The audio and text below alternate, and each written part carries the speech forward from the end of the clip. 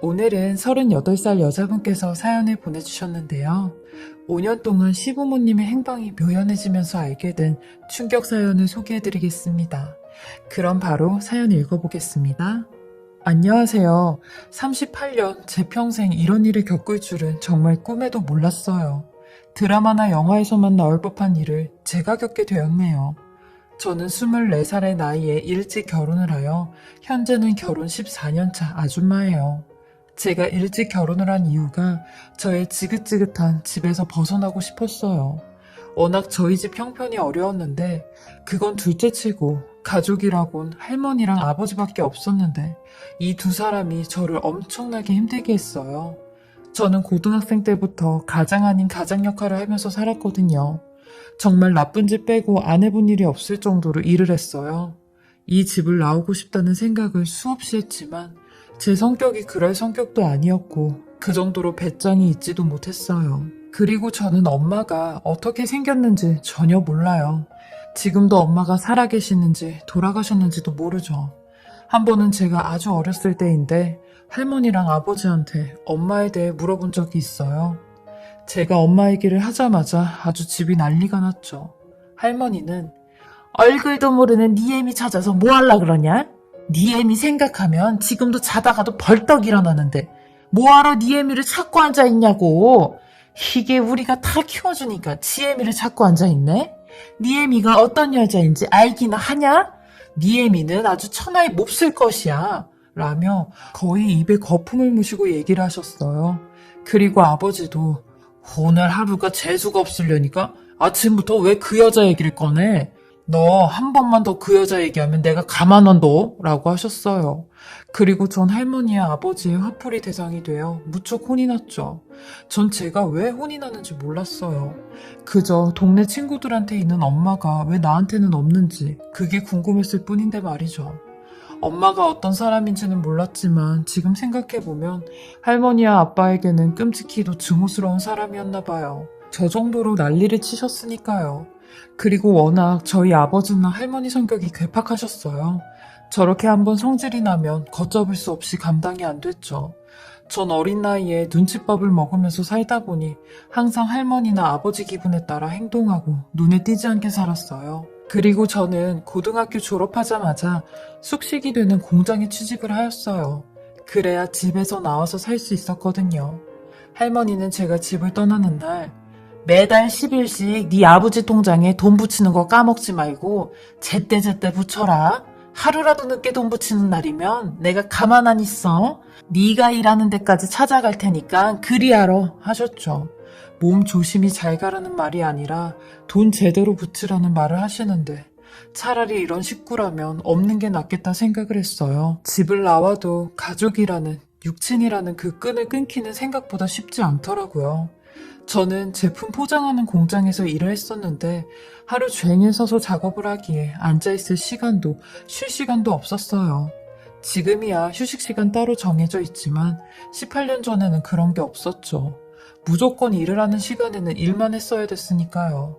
뭐 주휴수당이나 보너스 이런 것도 없었습니다. 그저 취직만 되면 감사합니다 하고 일을 했으니까요.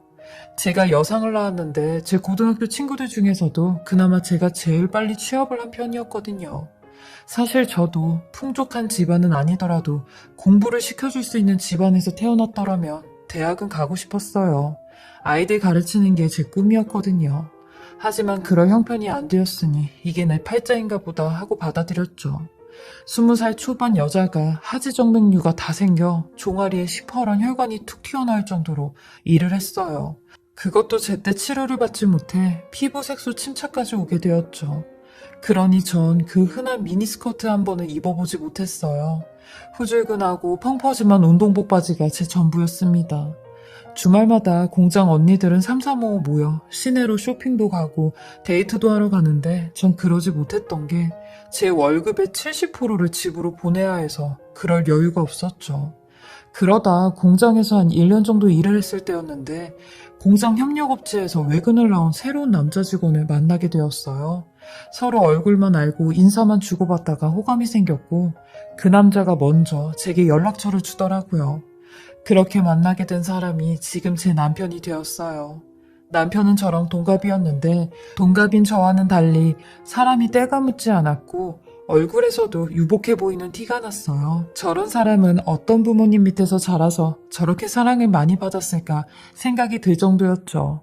그렇게 한 3달 정도 남편과 연애를 하고 있었는데 남편이 먼저 다경아, 우리 부모님 얼굴 뵈러 우리 집에 가지 않을래? 라고 물어보는 겁니다. 저도 그때 왜인지 모르겠는데 몸이 먼저 알겠다고 하더라고요. 그리고 만난 지 3개월 만에 남편의 부모님을 뵈러 집으로 갔습니다. 근데 남편의 집은 제가 생각했던 곳 이상으로 허름한 곳이었어요. 오래된 빌라의 반지하였는데 저는 남편이 이런 곳에서 살 거라고 생각이 안 들었죠. 워낙 풍기는 이미지가 가난과는 먼 사람 같았거든요. 그리고 남편의 부모님을 마주하게 되었어요. 근데 정말 따뜻하신 분들이셨습니다. 남편의 아버지는 2.5톤이나 되는 덤프트럭 운전을 하셨고 남편의 어머니는 버스 운전을 하셨어요. 이렇게 어려운 집안 상황에서도 남편은 그 누구보다 더 밝고 행복한 사람으로 자랐더라고요. 부러웠습니다.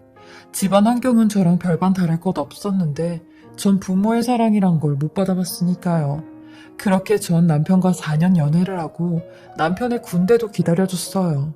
그동안 남편의 부모님과 가끔씩 만나서 밥도 먹고 차도 마시고 뭐 있으면 절 많이 챙겨주시곤 했죠. 제겐 부모님 그 이상과 같은 분들이셨어요. 그리고 제 아픔을 누구보다 더 많이 공감해주시고 이해해주셨죠. 저는 무조건 이 사람과 결혼해야겠다는 생각을 했어요. 24평생 이 정도로 행복하고 사랑을 받아본 적이 없었거든요. 그리고 남편이 제대를 하고 일자리를 얻고 난 뒤 1년 뒤에 결혼을 하게 되었어요. 저희는 둘 다 각자 집안 사정을 잘 알고 있으니 일단 집은 시부모님과 함께 살면서 악착같이 돈을 모아 분가를 하기로 했어요. 시부모님께서도 그렇게 하라고 하셨고요. 그리고 나서 상견례를 하게 되었는데 저희 할머니나 아버지는 제게 도움이 되지는 못할 망정 제 혼사를 망치려고 드는 사람 같았어요. 특히 할머니는 저희 시부모님에게 대놓고 집안에 딸 하나 있는 거 시집이라도 잘 가면 손녀 덕 좀 보려고 했건만 찢어지게 가난한 집으로 시집을 가네. 아휴, 시집도 집 팔자대로 가는구만. 에휴, 마음에 안 들어 죽겠네. 라고 하시는데 저는 그런 할머니께 할머니 무슨 말씀을 그렇게 하세요? 신뢰되는 말씀이세요. 라고 하니 아버지는 할머니 말이 틀렸냐고 하시며 이게 어디 지 할머니한테 말대꾸를 알고 있냐며 소리를 치셨어요. 전 속으로 망했다 생각했어요. 진짜 이 사람들은 내 인생에 도움이 하나도 안 되는 사람들이구나. 나는 결혼도 못하는 팔자인가 보다 생각이 들고 얼굴까지 새빨개져 고개도 못 들고 있었어요. 근데 저희 시어머니가 네, 사돈할머니, 저희 가난한 집안 맞는데요. 마음만큼은 어느 가족보다도 부자인 사람들이에요. 그래서 우리 며느리 될 아이가 저희 아들을 만난 거고요. 다경이 복 많은 아이예요. 그러니까 사는 데는 큰 걱정 마세요. 돈은 있다가도 없고 없다가도 있잖아요. 라고 하셨고 할머니도 아무 소리 못 하셨죠. 그리고 결혼식에서도 저희 집이 문제였는데 아버지는 결혼하는 거 볼 것도 없다며 뷔페 가서 본인 친구들이랑 술이나 마시겠다고 말도 없이 사라지셨죠. 식장 관계자도 아버지를 찾고 난리가 났지만 할머니가 그거 그냥 혼자 들어가면 뭐 덧나냐고 냅두라고 하시는 바람에 결국 전 혼자 식장에 들어갔어요. 남편 얼굴 볼 면목도 없었지만 시부모님 얼굴 본 면목이 더 없더라고요. 그리고 부모님께 인사하는 순서 때 저희 시어머니는 절 꼭 껴안아 주시며 다경아 우리 행복해지자. 나도 너 많이 아껴줄 테니까 다경이도 우리 집에서 많이 행복했으면 좋겠어 라고 속삭여 주시는데 그 말에 하염없이 눈물이 나는데 결혼식 끝날 때까지 눈물이 멈추지 않더라고요. 그리고 식이 다 끝나고 나니 아버지라는 인간은 제 결혼식 때 들어온 축의금 챙기기만 바쁘더라고요. 저 결혼한다고 단돈 1원도 보태주지 않았던 사람이 축의금을 보자마자 눈이 혈안이 돼서 돈을 챙기는데 전 이제 이 사람들과는 영영 끝이라고 그때 마음 정리를 했어요. 하지만 천륜이라는 게 이렇게 가위로 싹둑 잘라내듯이 잘라지는 게 아니더라고요. 저희 할머니는 매달 10일만 되면 저희 시댁으로 절 찾아왔고 왜 돈을 안 붙이냐고 돈 붙이라고 난리를 치기 시작하셨어요. 문을 안 열어드리면 동네가 떠나갈 듯이 돈 내놓으라고 소리를 지르셨는데 그럴 때마다 남편과 시부모님한테 너무 죄송스러웠고 제 자신이 그냥 사라졌으면 좋겠다라는 생각도 했어요. 전 어쩔 수 없이 할머니한테 질질 끌려다녔죠. 근데 저희 시어머니가 제게 그러시더라고요. 마음 굳게 먹고 할머니랑 아버지 그만 끊고 싶으면 내가 대신 끊어주겠다고 하셨죠. 그리곤 시어머니가 저희 할머니와 정면으로 맞닥뜨리셨어요.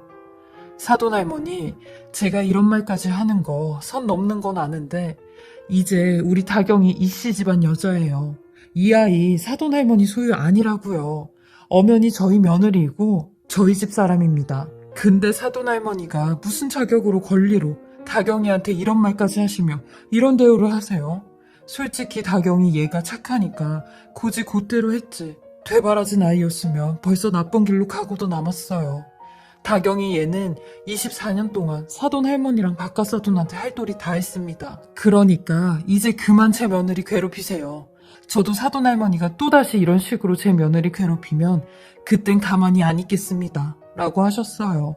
그러니 할머니도 어언이 벙벙해서 이런 나이도 새파랗게 젊은 것이 어디 70 먹은 노인네한테 말을 이따위로 짓거리고 있어? 시엠이라는 사람이 이 모양 이 꼴이니 다경이 쟤도 댁한테 이상하게 물든 거 아니야. 매달 10일이면 따박따박 돈만 잘 주던 애가 이젠 그러지도 않고. 야 다경아, 너 이딴 시댁에 있어봤자 배울 것도 없다. 아주 손 못돼 처먹은 집구석이네. 너 일로 나와 하며 제 팔을 막 끌어당기시는데 저희 시어머니도 그의 질세라 제 반대쪽 팔을 잡아당기시며 사돈할머니, 이거 왜 이러세요? 다경이 제 며느리예요. 할머니가 무슨 자격으로 다경이를 데리고 간다고 하세요? 다경이 얘가 그러더랍니다. 지금까지 살면서 이렇게 행복하고 화목했던 적이 처음이었다고요. 그래서 지가 이걸 느끼려고 24년 동안 그 모진 세월을 견디고 살았나 보다고 그런 말을 하더랍니다. 할머니 손녀 저희 집에서 아주 잘 살고 있으니까 두 번 다시 저희 집에 돈 때문에 찾아오지 마세요. 다경이 얘가 사돈할머니한테 뭐 빚진 거 있답니까? 아님 사돈할머니가 다경이한테 맡겨준 돈이라도 있답니까? 라고 하시는데 저는 그런 시어머니의 말에 얼마나 눈물이 나던지 아무 말도 못하고 눈물만 흘리고 있었어요. 시어머니가 생물학적 엄마는 아니지만 엄마가 있다면 이런 기분이겠구나 라는 생각까지 들었죠. 시어머니는 저한테 이제 네가 할머니한테 말할 차례라고 하시는데 저도 할머니한테 단호하게 말씀드렸습니다. 이제 우리 영 끊고 살자고. 두 번 다시 저 찾아오시면 저도 가만히 안 있을 거라고. 제발 제 눈앞에 나타나지 마시라고 했네요. 할머니는 그런 제게 이런 버르장머리 없는 싹수 없는 것들을 봤나? 네 애미의 그 더러운 피가 네 몸속에서도 흐르나 보다. 그 애미의 그 딸이라고. 그 피가 어디 가겠냐? 네가 혈육을 버리고 얼마나 잘 사는지 내가 죽는 순간까지 아주 두 눈 똑똑히 뜨고 지켜볼 게다. 그래봤자 남의 식구고 이혼이라도 하면 남남인데 이혼하고 나서 우는 소리 하면서 우리 찾아오면 그때는 아주 내가 된장이고 소금이고 한 바가지를 뿌려서 내쫓을 테니까 하시며 끝까지 막말을 하시더라고요. 시어머니는 제게 이런 존재셨어요. 전 이렇게나 많이 받았는데 되려 시어머니에게는 해드린 게 없었죠. 그렇게 시부모님과 9년을 함께 동고동락하면서 살아왔죠. 그리고 10년째가 되면 드디어 저희가 분가를 생각하고 있을 때였어요. 아침에 남편과 애들과 다 같이 출근을 하고 저녁에 집에 들어갔는데 세상에 시어머니와 시아버님께서 우리를 찾지 말라는 쪽지만 한 장 남기신 채 호련히 사라지신 겁니다. 핸드폰도 집에 두고 나가셨는데 핸드폰엔 아무것도 남지 않았어요. 전부 다 지워져 있는 상태.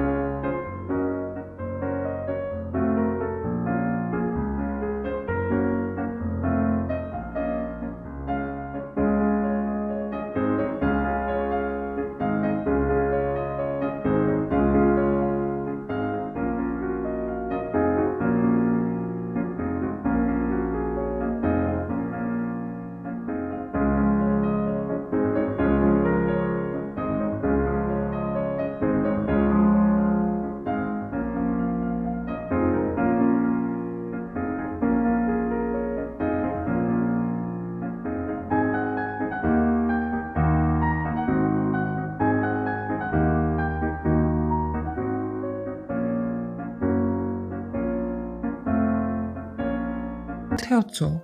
저랑 남편은 시부모님 가족분들과 지인분들에게 전부 다 연락을 했는데 아무도 시부모님의 행방과 연락이 닿는 분이 없으셨어요. 순간 저희 부부는 등골이 오싹해졌어요. 다음날 아침부터 시부모님의 직장과 가실 만한 곳을 전부 다 찾아봤는데도 찾지 못했습니다.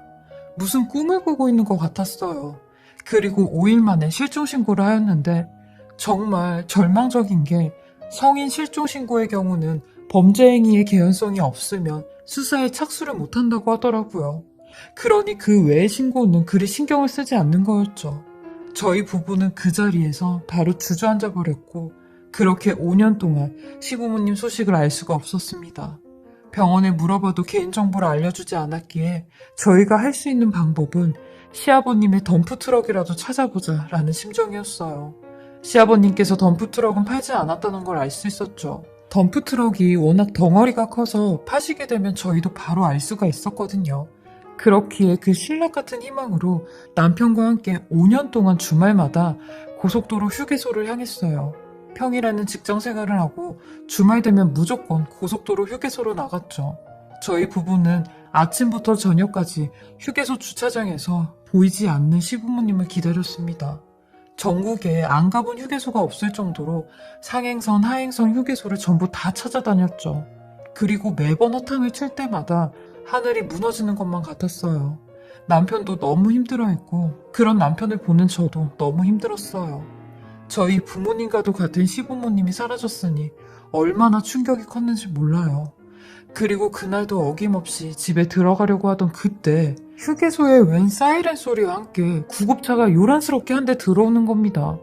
저희는 무슨 일이 생겼나 하고 밖을 쳐다보고 있는데 그 뒤로 웬 덤프트럭이 하나 보이더니 세상에 운전석에서 저희 시어머니가 내리시는 겁니다. 저희 남편에게 말까지 더듬으며 어머님 찾았다고 했어요. 그리고 곧이어 그 뒤에서 어떤 남자분이 링거를 맞은 채로 차에서 내리시는데 그 걸음걸이 시아버님이셨습니다. 저희는 이게 어찌된 일인지 영문도 모른 채 그쪽으로 뛰어갔고 시어머니를 붙잡았어요. 그러니 시어머니 또한 저희를 보고 기겁을 하시는데 시어머니는 일단 네 아버지부터 살리자고 병원으로 가자고 하며 나 뒤따라오라고 하시는데 시어머니 그 큰 2.5톤 트럭을 운전하시는 겁니다. 남편도 놀래서 도대체 어떻게 엄마가 저 트럭을 운전하는 거지 했고 저희는 곧장 구급차와 트럭을 뒤쫓아 휴게소에서 가장 가까운 병원에 가게 되었습니다. 그리고 정신없이 시아버님을 응급실에 입원시키고 시어머니와 셋이 앉아 도대체 이게 무슨 일이냐고 자초지종을 듣게 되었어요. 시어머니의 말은 충격 그 이상이었습니다. 시어머니는 하염없이 눈물을 흘리며 5년 전 그때 시아버님께서 간암 2기 판정을 받으셨대요. 근데 암 판정을 받자마자 수술은 둘째치고 수술비와 병원비 그리고 항암 치료까지 돈 생각이 먼저 드셨다는 겁니다.